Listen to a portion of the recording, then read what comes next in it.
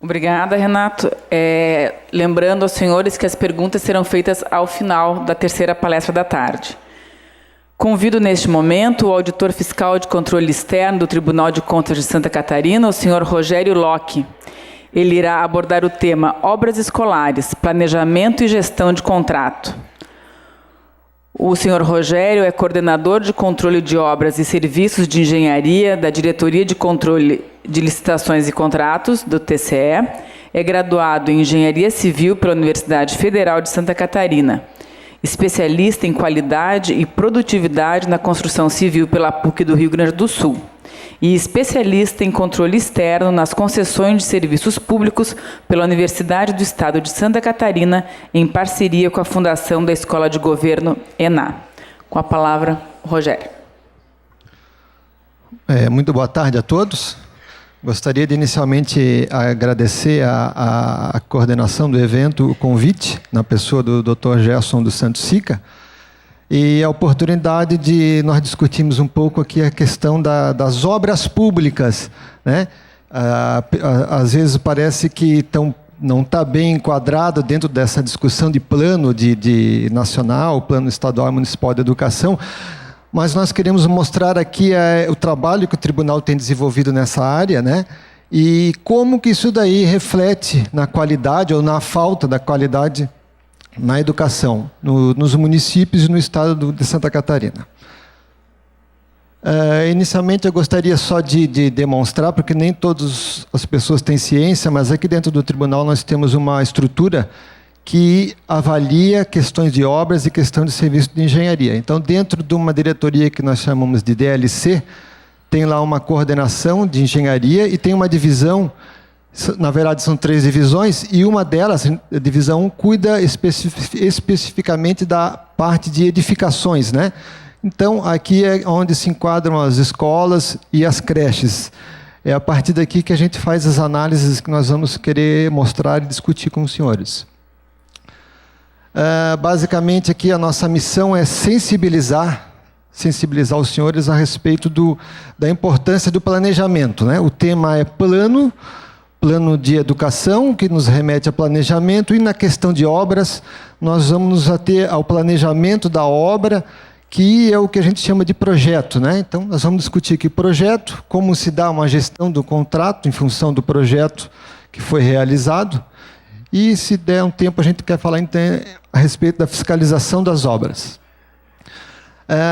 A primeira questão é trazer aqui, o Plano de Educação, Plano Nacional de Educação, destaca várias questões, são várias ações, mas eu procuro assim resumir no que se busca aqui no fundo é a melhoria da qualidade, né, da educação. E eu quero trazer isso daqui, procurar mostrar como se poderia fazer, qual seria o melhor caminho para que essa melhoria de qualidade reflita através da melhoria da execução das obras públicas. Como que os ambientes físicos das escolas, das creches, podem contribuir positivamente ou negativamente. Então, nós vamos trazer aqui alguns relatos, algumas informações que são de auditorias realizadas pelo Tribunal de Contas, que demonstram essas questões que a gente acabou de comentar. Então, a melhoria da qualidade necessariamente vai passar pela existência de um ambiente salutar, que façam com que as pessoas, as crianças, tenham vontade de comparecer para as aulas, enfim, para aprender. Esse ano, em junho desse ano, a gente fez uma auditoria em algumas escolas vou me abster aqui de citar o nome dos municípios para não que haja constrangimento, mas essa aqui é um ambiente que a gente considerou assim bastante razoável, né? Em termos de propiciar um ensino de qualidade. Quando o Renato comenta de que aquela busca ativa, né? A criança não está indo à aula, então nós vamos lá na casa dela buscar ela para trazer para a escola. Além de buscá-la, né, nós temos que propiciar um ambiente agradável, né? Imagina, você vai dizer para o pai lá ou para a mãe, seu filho não está na escola, nós Nós estamos vindo aqui para levá-lo ele lá para estudar. Tem um local lá que ele vai precisar, que vai estar disponível para aprendizado. Então, esse é um local que a gente considerou agradável, né? Mas, infelizmente, não é sempre assim que acontece. Agora, vocês imaginem se a gente chega numa escola e essa é a porta da sala de aula, né? Fomos lá na casa de uma família, buscamos uma criança que não estava indo à escola e chega na escola, ela se depara com a situação, aqui é a sua sala de aula, essa é a porta de entrada. Vocês imaginem o que tem por trás dessa porta, né? Então, a gente tem visto assim, bastante situações que remetem à dificuldade de cumprimento de plano em termos de busca de qualidade. Então, ambientes bastante, sim, falta de manutenção, né? Teto, escolas, salas de aulas interditadas. Aqui, sala de aula o pessoal botou um pano lá porque caía cupim nas carteiras, né? A estrutura do telhado já bastante comprometida. Sala de aula que chega num estado assim bastante deplorável, né? E o que se pergunta é como que se deixou chegar naquele estado, né? Então, o que eu quero discutir aqui com os senhores é justamente como evitar que isso aconteça, né? E quais seriam os passos dentro das normas técnicas, dentro da legislação, para se construir ambientes que propiciem o cumprimento das ações, das metas que estão nos planos de educação e que remete à parte de obras públicas. Inicialmente, a gente gostaria de informar que, quando se pretende construir uma escola, né, não é somente contratar um profissional para fazer o projeto e iniciar a obra, contando que se tem um recurso. Tem uma parte prévia, que nós chamamos dentro da engenharia de um programa de necessidades, que é o que eu entendo que mais se aproxima do que está previsto no plano de educação, né? É avaliar o que se quer construir, para quem se quer, quem é o público-alvo, quem é o cliente, quem é o cliente daquilo que se quer construir, quem é que vai estar naquela escola. E em função disso daí, em função das legislações ou do próprio plano de educação, o que deve se considerar. Então, aqui nós estamos discutindo tipo de obra, tipo de qualidade de acabamento, né? Então, nós estamos aqui fazendo auditoria, por exemplo, em creches. Tem dificuldades, às vezes as creches têm mais do que um andar. Precisa ter uma cozinha só ou precisa ter uma cozinha em cada andar, né? São questões desse tipo que precisam ser avaliadas aqui no programa de necessidades. Para que se faz isso? O objetivo é fazer um estudo de viabilidade para mostrar o que é viável técnica e economicamente construir ou não. Porque, se chegando-se à conclusão que é inviável, a gente evita de despender recursos sem necessidade, né? Então, aqui dentro desse programa de necessidades, é possível avaliar, por exemplo, eu vou falar sempre procurando fazer um link com esses plano de educação e com as metas. Qual é a área de abrangência?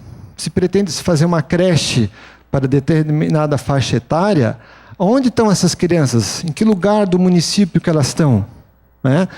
É mais viável construir num terreno próprio da prefeitura ou preciso desapropriar para uma localidade mais próxima da maior demanda? É isso que se vai avaliar aqui. Feito isso daí, feito esse planejamento, esse programa de necessidades, aí sim participar a licitação em si, que seria a próxima fase, de acordo com a lei de licitações. Mas não quero entrar nessa seara agora. Eu quero justamente mostrar que o programa de necessidades é uma ferramenta que existe, que precisa ser mais utilizada, justamente para que se evite de partir para projetos que acabem gerando problemas, não só na fase de licitação, mas também na fase de execução. Muitas vezes atrasando a disponibilidade da escola, muitas vezes fazendo com que o recurso não seja aplicado de forma otimizada. Somente pós esse programa de necessidades é que a gente parte para fazer contratação, para fazer projeto, para fazer licitação propriamente dita. Então, a gente tem aqui uma proposta de discutir algumas questões, a gente faz perguntas, né? Com o objetivo de justamente discutir como fazer para que uma obra seja bem planejada e, consequentemente, bem executada. Então, a gente sempre costuma dizer que antes de uma boa obra existe um bom projeto. Não tem como se executar sem saber o que vai ser feito. Isso é uma demanda não só da administração pública, mas das empresas que são contratadas para executar. A empresa não quer chegar no meio da obra e ter que parar para discutir uma questão que não está resolvida e o pessoal dela fica parado e acaba gerando custos e depois disputas, né? Por aditivos, por alteração no contrato. Então, o que a gente quer é que o projeto justamente contemple tudo que seja necessário para executar a obra. Por outro lado, a gente tem que ver também que o tempo que é gasto em projeto é muito pouco, né? A gente tem que parar para planejar mais, pensar mais antes de tomar as decisões de fazer um contrato. O projeto, via de regra, assim, em média, ele representa 5% do custo de uma obra. E se a gente investe nesses 5%, é um investimento que realmente não tem muitos custos envolvidos e reflete realmente de maneira bastante positiva na execução desses contratos. Então, eu vou passar algumas questões que a gente tem observado nas auditorias de obras públicas, sempre com o objetivo de a gente refletir a importância de pensar e de ter esse projeto de buscar planejar melhor, buscar discutir antes de iniciar os contratos. São questões que o tribunal tem observado nas obras, muitas delas acontecem de forma reiterada e acabam por onerar mais do que necessário o orçamento público em relação tanto à manutenção como à execução de obras novas. Então, olha só. Escolha e propriedade do terreno. Primeiro, quando se vai executar uma obra, o terreno tem que comportar a edificação que a gente pretende colocar lá. Depois eu vou mostrar, inclusive, com fotos. É comum se fazer um projeto e não saber o tamanho do terreno em que ele vai ser colocado. Aí a empresa chega lá para iniciar a obra e vai fazer a marcação do tamanho da obra e descobre que não comporta, não cabe no terreno. São questões assim aparentemente simples, até assim, mas será que não foi visto isso mesmo? E é uma realidade, né? Isso aí implica depois custos de adequação e paralisação e demora para a conclusão da obra, né? Então, o Renato já até comentou, isso aqui está no próprio plano de Nacional de Educação, a infraestrutura que tem que estar disponível, tanto para a operação, né, para colocar a escola em funcionamento, como também para executar a obra. Eu preciso saber se tem a água, esgotos, tem acesso à iluminação pública, né? Como é que vai ser a obra. Isso aqui são questões de planejamento previamente ao início da execução, né? O meu objetivo aqui, então volto a frisar, é sensibilizar os senhores, e eu solicito assim, que levem até as suas unidades, sensibilizar para a importância de realizar projeto básico.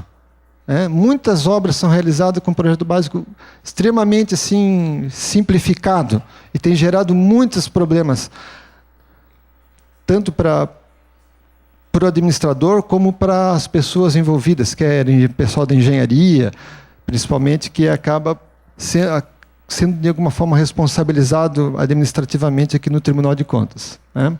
Então, o projeto básico é o elemento mais importante para a execução de uma obra pública.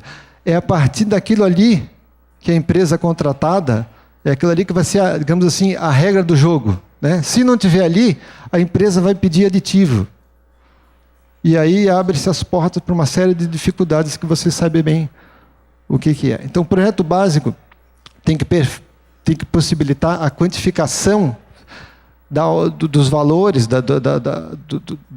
dos materiais e dos serviços que estão envolvidos.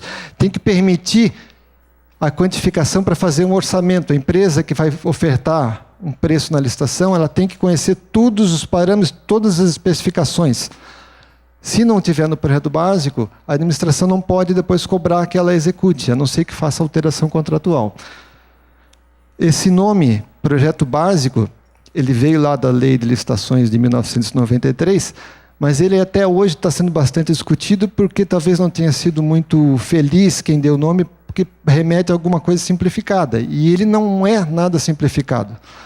Hoje se está discutindo em Brasília a alteração, nova lei de licitações, enfim, e o nome que está se propondo para o projeto básico na nova lei já não é projeto básico, é um outro nome para justamente não haver essa associação com alguma coisa simples, né? Então, o que tem que ter nesse projeto básico? Então, um projeto de arquitetura. Muitas situações o pessoal entende que basta o projeto de arquitetura para fazer a licitação, que isso seria... projeto básico seria o projeto arquitetônico, que a gente chama. E, na verdade, é preciso que se estude outros projetos que nós chamamos de complementares, como o projeto de fundação, o projeto elétrico, o projeto hidrossanitário, enfim, outros mais, para que não só haja a possibilidade das empresas licitantes, participantes de uma licitação, elaborarem seus orçamentos, mas também para que se garanta um recurso para a finalização daquela obra. Não adianta deixar de deixar os projetos complementares para serem feitos durante a execução e isso depois gerar necessidade de aditivos, muitas vezes superiores aos limites permitidos legalmente, e pior, muitas vezes não se tem um recurso para complementar aquele valor que seria devido em aditivo. Uma outra questão importante é o orçamento, né? O tribunal tem batido bastante nessa coisa, nessa questão. Não poderia deixar de ser, porque é ali que está envolvido a conta, né? O tribunal aqui analisa muitas contas, e o orçamento precisa ser bastante detalhado. Então, junto com o projeto básico, o engenheiro ou arquiteto que o elaborou deve proceder também à elaboração desse orçamento detalhado. Bom, e aí vai uma série de questões que devem estar incluídas no projeto básico e que a gente faz questão de lembrar que tem que ser elaborado sempre por um profissional habilitado, né? Porque vocês vão observar que muitas questões remetem a questões assim, a itens bastante técnicos. Dos principais motivos de discussões na execução de obras, e aqui vem assim uma questão que se enquadra muito em projetos padrões, né? A lei de licitações, a lei de licitação fala em projeto padrão, sempre que possível orienta a usar. Aqui o nosso Plano Nacional de Educação também remete a uma padronização, né? Até para haver equidade na parte de ensino. Não quero entrar no mérito disso aqui, mas na parte de obra, sim. E esses projetos padrões, eles não servem para todas as situações e precisam ser adequados caso a caso. Então, para cada terreno onde vai ser executado, para cada área necessária de que se faça o que a gente chama de sondagem, na verdade é para conhecer o solo e saber se aquele terreno tem capacidade de suportar aquele peso que nós vamos colocar em cima dele. Dependendo do tipo do terreno, há necessidade de fazer maior investimento na fundação ou não, né? Então, o projeto padrão precisa ser avaliado. Cito aqui um exemplo de auditorias que nós fizemos há um tempo atrás, em ginásio de escolas, né? O tribunal visitou numa cidade, eu acho que eram cinco ginásios, e era um projeto padrão, mesmo ginásio, mesmo modelo para todas as escolas. Só que não foi feita essa avaliação aqui da sondagem do terreno. Conclusão: todos os contratos tiveram problemas de custos na parte de fundação. Muitos exigiram fundação mais robusta, que a gente chama, que é uma fundação mais onerosa, e, por vezes, o aditivo para fazer a fundação superou os 25%. E aí gera aquela conclusão. Passou dos 25% já na fase de fundação. Nem começou a aparecer a obra. E aí o que faz? Se fizer um aditivo que ultrapassa os limites legais, o gestor pode ser autuado. Por outro lado, se vai abandonar a obra, também fica um investimento sem utilidade, né? Então, é uma situação que não tem resposta, não tem uma solução de imediato. O que a gente prega é que o projeto básico é a solução para evitar esse tipo de situação. Outra questão, os projetos precisam ser atualizados. A gente sabe a dificuldade de obtenção de recursos. Os municípios têm mais dificuldade ainda no momento em que os recursos estão centralizados na União. E muitas vezes são feitos projetos, são feitos orçamentos, e até chegar o recurso para fazer a licitação, passou um mês, passou um ano, passaram 2 anos, né? Então, a gente já observou a situação em que a empresa ganhou uma licitação com um projeto muito desatualizado, e quando chegou no local para fazer a edificação, o terreno já estava invadido, já tinha casa no local, entendeu? Não tinha nem como iniciar a obra. Então, precisa ser reavaliado o projeto em função do tempo decorrido, né?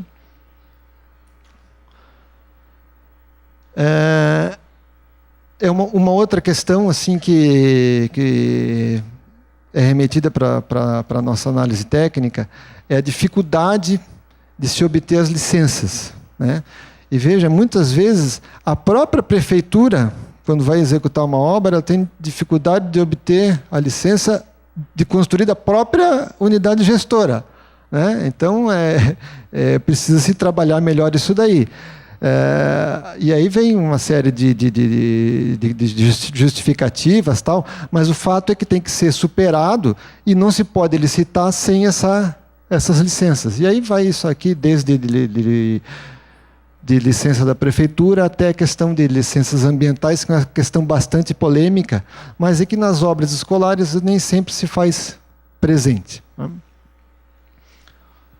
Aqui a questão do projeto Paradão, que eu já tinha comentado, né? Necessidade de adequações. Tá?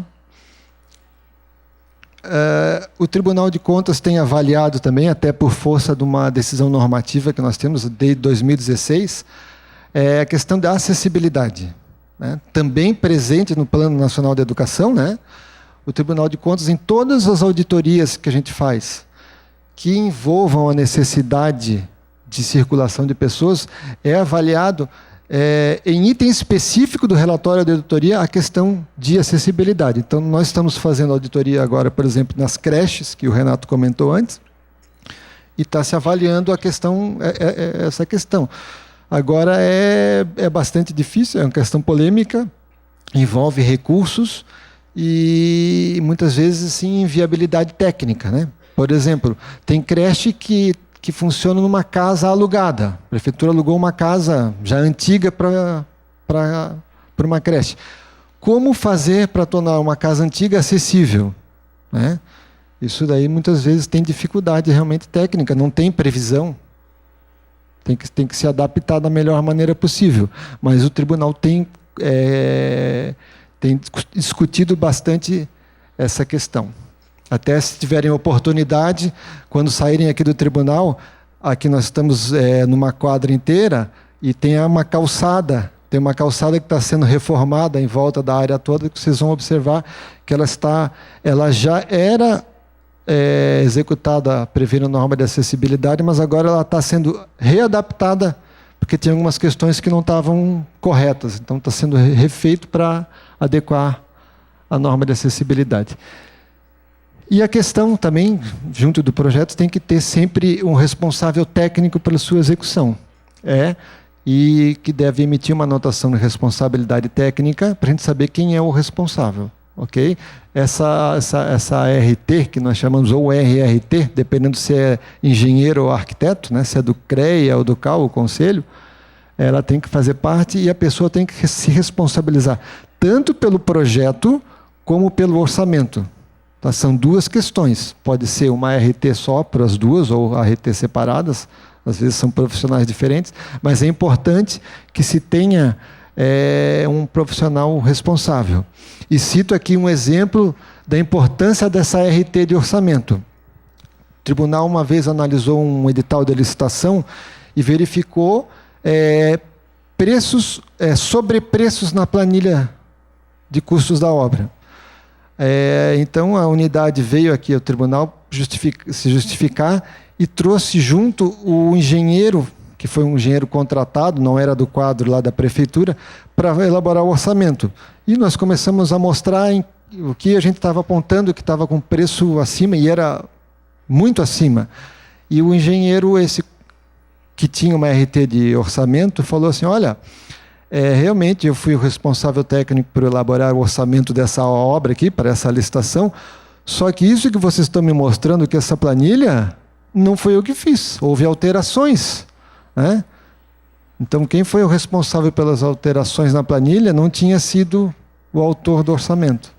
Então, aqui, o Conselho de Engenharia e de Arquitetura exige não só a ART, Anotação de Responsabilidade Técnica, mas exige que o profissional que elaborou o orçamento assine a planilha de orçamento para justamente evitar alterações no meio do caminho.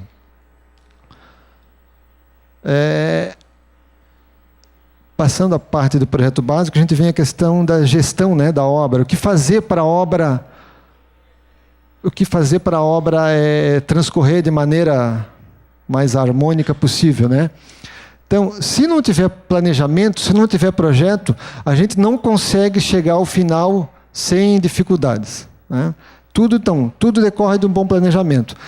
Nós estamos aqui falando de plano de educação, vou sempre lembrar, e nós estamos falando de planejamento de obra, e projeto é planejamento, né? Nós estamos falando aqui de otimização de recursos e otimização de prazos.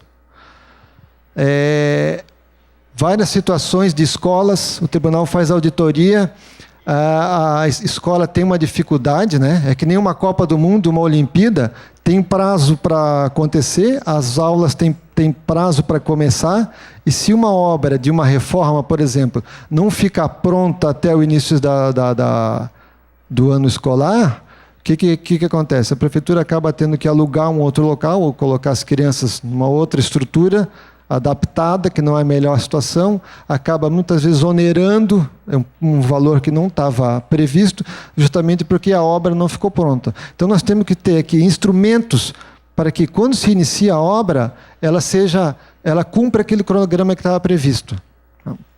A gente vê aqui assim, se você tiver a oportunidade, esses supermercado, hipermercado, vocês já viram a velocidade com que eles constroem um galpão enorme? Às vezes, em 2, 3 meses, está pronto uma edificação numa área imensa. Certamente, ali está super planejado, né? Não vai, faltou aquele material, não estava previsto no projeto, quem é a responsabilidade? Vamos atrás, faz um aditivo. Isso aí não tem, ele já parte com tudo pronto.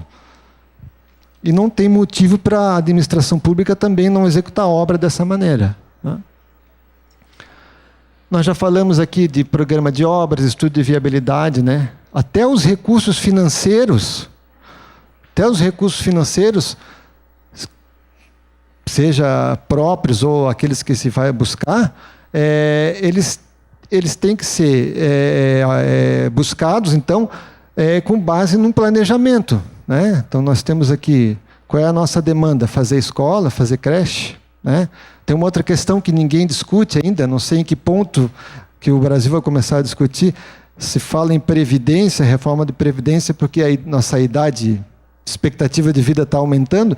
Em algum momento o pessoal vai falar em asilos, né? Mas não se fala, isso vai chegar a um momento e precisa estar num planejamento, pelo menos nesse momento, né?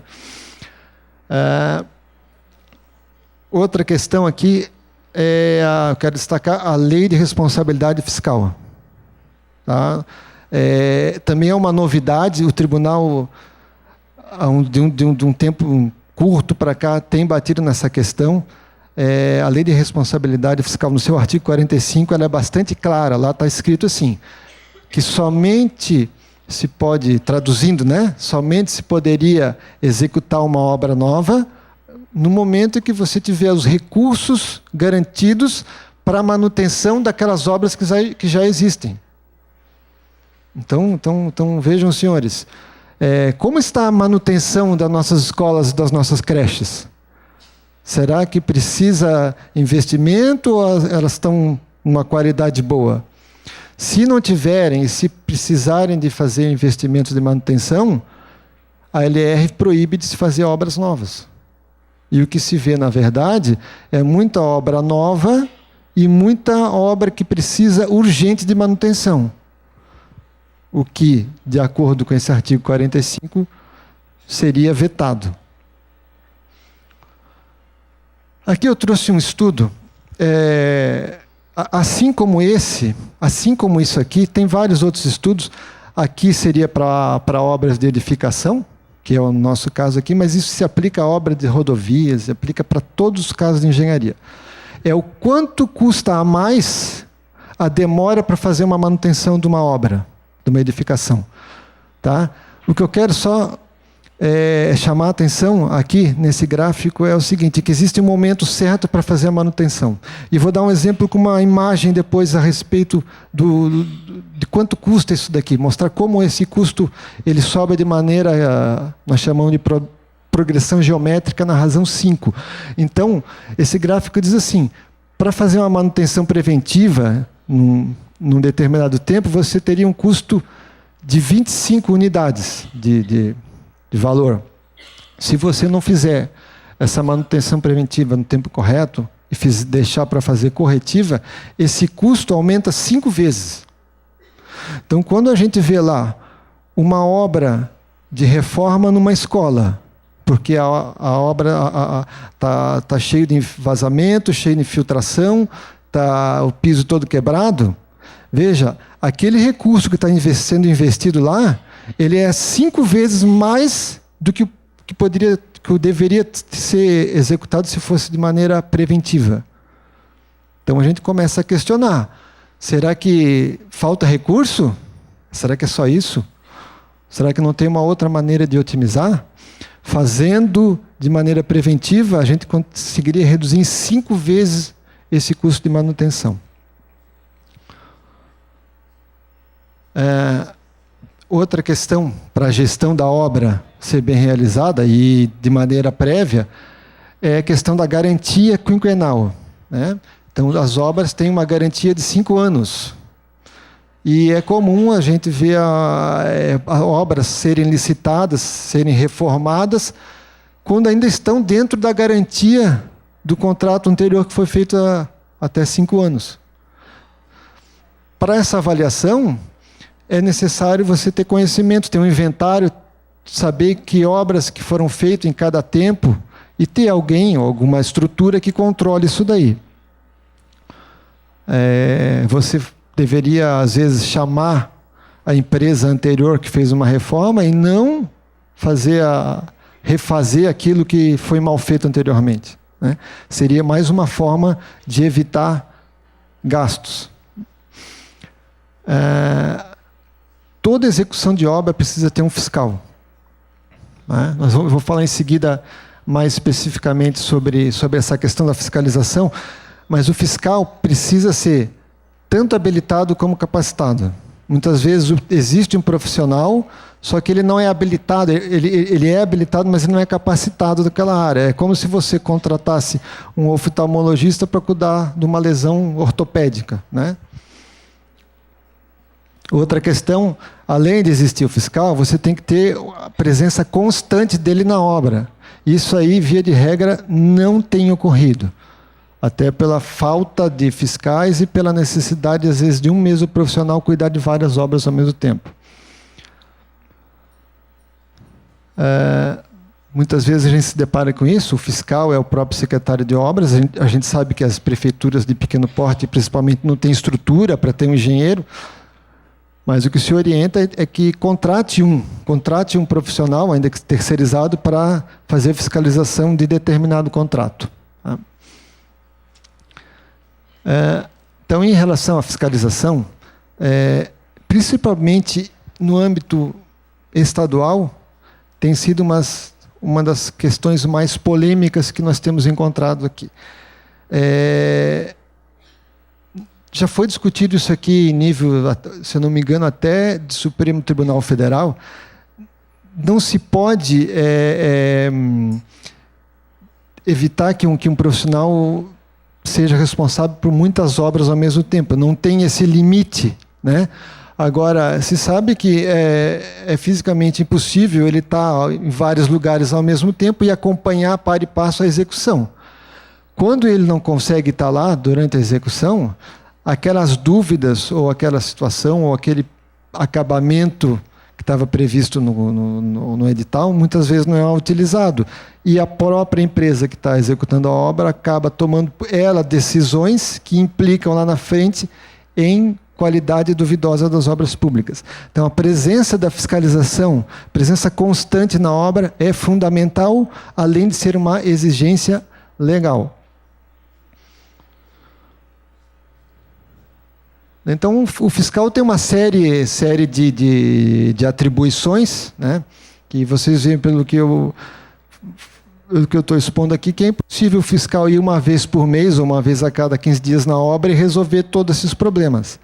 Até por isso, tem uma legislação nova do Conselho Federal de Engenharia e Arquitetura do ano passado que está exigindo agora que os engenheiros preencham um documento chamado livro de ordem, que nada mais é que um diário de obra que conta a história do que acontece diariamente na obra. E se o profissional não preencher, o conselho vai acabar autuando ele, né? Então não adianta ir a cada 15 dias lá, porque ele não vai ter como preencher esse livro de ordem. Aí vem uma disputa, né? Muitos engenheiros falam isso com colegas meus. Eles olha, eu sou demandado para estar em vários lugares ao mesmo tempo. Como é que eu faço? Né? Então, a gente sempre explica, põe a culpa no Tribunal de Contas, diz que o TCE está cobrando a presença dos engenheiros, e agora não é só o TCE, o CREA também vai autuar, não o gestor, mas o profissional. Então, tem que partir dele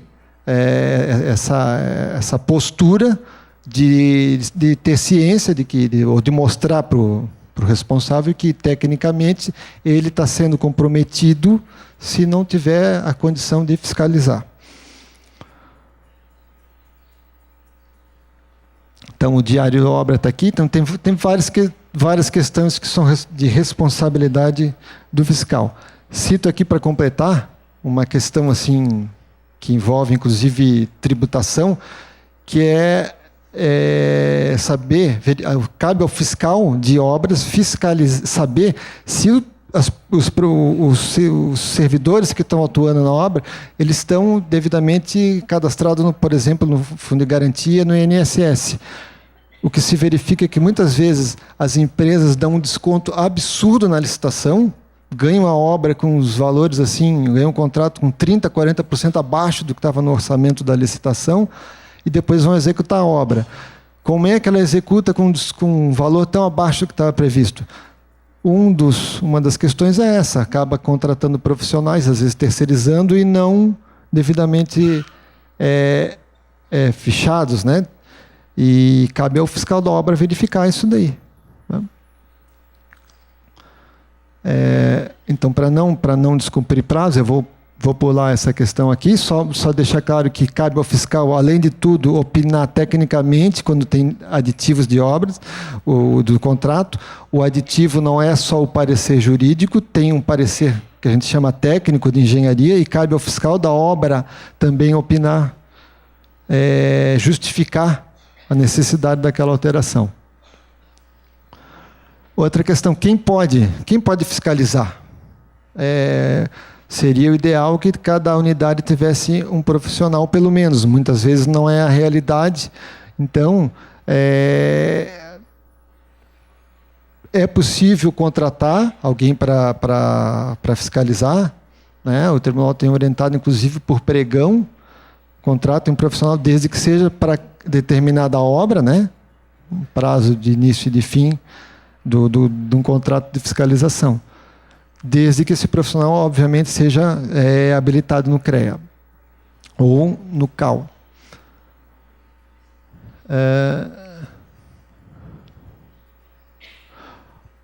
Ok, tem uma questão bastante polêmica aqui, inclusive nós estamos com uma demanda agora de ouvidoria, saber se o autor do projeto pode ser o fiscal da obra. Né? A questão a gente tem, inclusive defende que seria salutar que o projetista seja o fiscal. E melhor do que ele, ninguém vai ser a respeito de eventuais problemas de projeto. Nem sempre é possível, mas assim, nós orientamos que essa seja uma premissa que deva acontecer sempre que possível. Tá? Eu queria mostrar algumas fotos de situações de auditoria de obras que o tribunal tem feito, para mostrar para vocês, assim, às vezes com imagem, sensibiliza melhor a necessidade de planejar, a necessidade de fazer projeto. São fotos de auditorias que a gente fez em obras aqui, principalmente de escolas, do que eu vou mostrar, e que vocês vão sentir que a coisa não é muito legal em termos de ajuda a cumprir o que está no Plano Nacional de Educação. Então, problemas de manutenção. Parece um problema bastante simples. É uma calha de escoamento da água da chuva que está com uma vegetação ali. Então, aqui que eu questiono para vocês. Quanto custa para consertar isso aqui? Irrisório, né? Irrisório. Até eu faço uma outra indagação. Será que precisaria esperar o gestor público ir lá e arrumar? Não seriam os pais também responsáveis por fazer alguma coisa para tentar arrumar isso aqui? E veja, se é irrisório para fazer isso aqui, não é irrisório se deixar isso aqui para mais para frente, porque a partir do momento que essa calha está comprometida, a água da chuva vai começar a entrar no telhado, vai estragar a estrutura do telhado, vai dar infiltração, vai dar trinca, vai dar um problema de patologias, que a gente chama, e esse custo é que aquele gráfico anterior mostrava que era 5 vezes mais caro. Agora é só limpar a calha. Daqui mais um tempo, vai ser limpar a calha, trocar o piso, trocar a estrutura do telhado, trocar a parede, repintar. Por isso que o valor quintuplica. Esse é um banheiro de uma escola. Não sei se fica bem aí, às vezes está meio clara a fotografia. Mas se não limpa lá a calha, lá atrás, a água passa a infiltrar e a parede fica assim. Se era irrisório o valor para limpar aquela calha, vocês imaginem quanto custa para arrumar isso aqui. A mesma coisa. O problema de infiltração é bastante sério, né? E o que compromete aqui a condição que se dá ao estudante, né? de aprender, de vivenciar, de estar ali num ambiente que podemos dizer insalubre, né? Questão da parte elétrica da escola, né? Bastante comprometida. Se são crianças, olha só a tentação de uma criança colocar o dedo num fio daquele ali que tá aparente, né? A questão do Corpo de Bombeiros, por óbvio, uma escola dessa não tem alvará do Corpo de Bombeiros para funcionar, né? Questão de livros, situação que tem se encontrado com os livros que não são mais utilizados. Enfim, são situações assim, bastante polêmicas. Parte estrutural, a parte de engenharia, sim, bastante comprometida. E veja que para um pilar desse chegar nesse nível de degradação, ele não está aí há 6 meses, 1 ano, ele está ali há bastante tempo, né? Isso é bastante comum. Tem um outro exemplo aqui de que realmente a parte de manutenção foi deixada de lado faz tempo. Aqui é uma foto do que a gente chamou lá, é uma rede ilógica, né? A gente fala que tem que ter a rede lógica, isso aqui seria ilógica, né? O Plano Nacional também fala de disponibilização de internet e tal. Como é que nós vamos chegar nesse ponto com essas estruturas desse jeito? Esses são problemas de manutenção. Agora vocês observem problemas de execução. Executar uma obra sem um projeto estrutural, por exemplo, eu citei que a licitação precisa ter os projetos complementares. Quando não executa o projeto estrutural, a empresa chega lá para executar a obra e ela vai fazendo. Às vezes o pedreiro que vai colocando a quantidade de ferro que deseja. E nesse caso, olha o que aconteceu quando ela começou a fazer um projeto sem a execução sem o projeto estrutural. Ginásio de esportes numa escola. Sem condição nenhuma, foi feita a parte estrutural sem projeto. Né? Aqui um outro exemplo, se vocês observarem lá no fundo, tem uma escavação no morro, né? Aquilo lá precisou ser feito porque essa escola era um modelo padrão e não cabia no terreno. Então tiveram que escavar lá no fundo para o projeto. E quando escava lá naquela mata nativa, tem problema ambiental. E aí a coisa vai longe, né? Aqui uma outra é um refeitório numa escola, aparentemente bastante assim, boas condições, mas olhando para cima a gente vê essa foto aqui. Essa estrutura, foi feita uma estrutura e foi colocado caixas d'água apoiada nessa estrutura sem essa previsão. Então vocês imaginem os nossos filhos comendo ali no refeitório e com as caixas d'água prontas para cair na cabeça deles. Essa aqui é uma outra reforma de um telhado.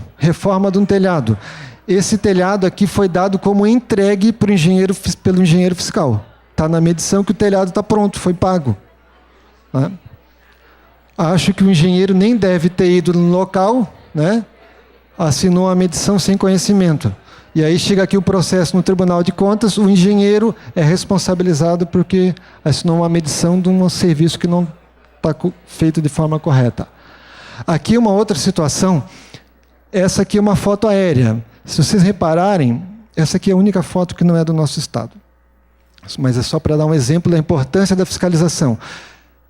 A foto é aérea, mas imagine uma pessoa lá no piso, olhando para cima, essa troca do telhado foi feita, mas a empresa só trocou a beirada. Quem olha lá de baixo não vê a outra parte do telhado que não foi trocada.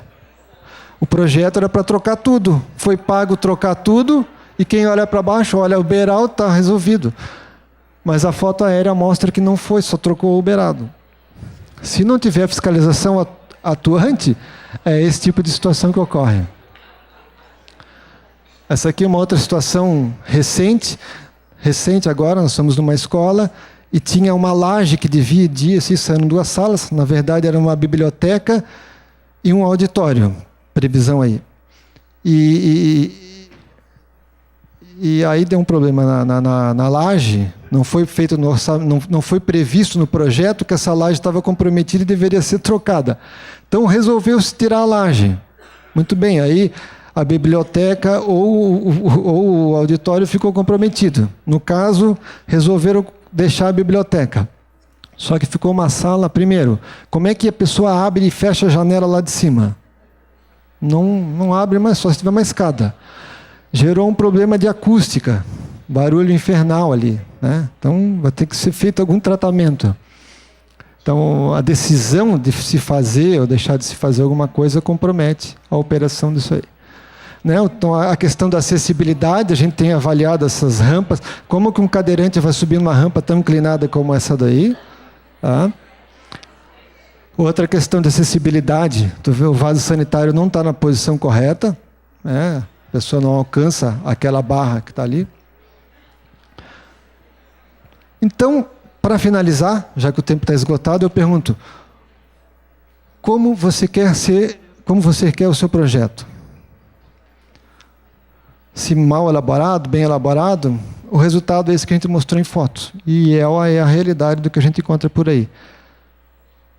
Precisamos investir mais na parte de projeto, precisamos investir mais na parte de planejamento, né? Então tem uma figurinha aí, meio assim, que leva para o lado mais da brincadeira, mas é que retrata, para deixar gravado assim. Então, pergunta, como você quer o seu projeto? Rápido e barato? Ele vai ser mal feito. Se você quer com grátis e rápido, ele vai ser um lixo. Então não existe mágica para elaborar o projeto. Ele tem que ser bem feito, tem que ter qualidade, precisa de tempo para elaboração e precisa de ser devidamente remunerado. Agora, o bem remunerado é uma coisa relativa frente ao custo de uma obra, porque ele não passa de 5% do custo, né? Então, vale a pena investir para se ter um retorno melhor. Só para finalizar, tudo isso que a gente tem falado aqui,